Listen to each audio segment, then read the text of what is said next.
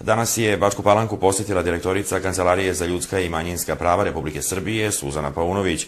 U opštini je održala sastanak sa predsjednikom Aleksandrom Đedovcem i njegovim saradnicima, sa predstavnicima Saveta za međunacionalne odnose i rodnu ravnopravnost, predstavnicima nacionalnih manjina u ovoj sredini, Centra za socijalni rad i škola.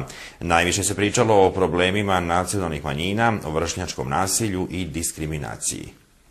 Kancelarija za ljudska i manjinska prava obavlja stručne poslove za potrebe vlade i nadležnih ministarstava koji se odnose na zaštitu i unapređenje ljudskih i manjinskih prava, praćenje usaglašenosti domaćih propisa sa međunarodnim ugovorima i drugim međunarodno-pravnim aktima o ljudskim i manjinskim pravima i iniciranje izmena domaćih propisa, praćenje položaja pripadnika nacionalnih manjina koje žive na teritoriji Republike Srbije i ostvarivanja manjinskih prava kao i veza nacionalnih manjina sa matičnim državama.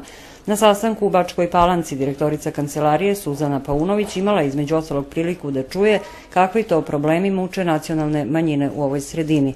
Prvenstveno nedostatak finansijskih sredstava za realizaciju različitih ideja, projekata i manifestacija, a pojedine i nedostatak prostorija gde bi se okupljali. Ja bih prvo rekla da Vladina Kancelarija za ljudska i manjinska prava sprovodi praktično svoje aktivnosti na terenu. Mi ne radimo samo u Beogradu, već kao što vidite i u lokalnim samoupravama u Srbiji, pa danas i u Bačkoj Palanci. Razgovaramo praktično o tome kakvi problemi postoje u ostvarivanju prava na terenu. Ovo je jako važno i za mene danas bilo prosto iz razloga jer ćemo zajedno s Ministarstvom pravde i državne uprave raditi na izmenama zakona o nacionalnim savetima nacionalnih manjina u narednom periodu. Bitno je da čujemo šta je to što nacionalne manjine koje žive u lokalnoj samoupravi imaju kao problem, kako žive, kako ostvaruju svoja prava i naravno kao što ste videli jedan deo ovih problema je vezan za nedostajuća sredstva jer se rad nacionalnih saveta finansira iz budžeta Republike Srbije jednim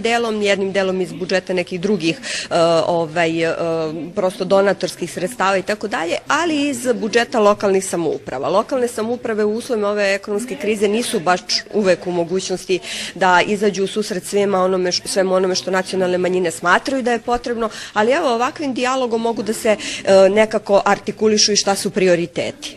Pojedini predstavnici nacionalnih manjina su danas izjavili da im lokalna samouprava ne pomaže dovoljno. Na sastanku je istaknuto i da se velika pažnja mora posvetiti rešavanju problema vršnjačkog nasilja i diskriminacije. Činjenica je da smo postali svesni da se sa problemom diskriminacije moramo i boriti i razlog za to je i donošenje Vladine strategije prošle godine za prevenciju i zaštitu od diskriminacije, a ja ću vas podsjetiti da mi imamo i nezavisno telo, dakle Poverenicu za zaštitu ravnopravnosti i da je samim tim jedan institucionalni okvir za borbu protiv diskriminacije i kroz naravno pravosuđe stvoren.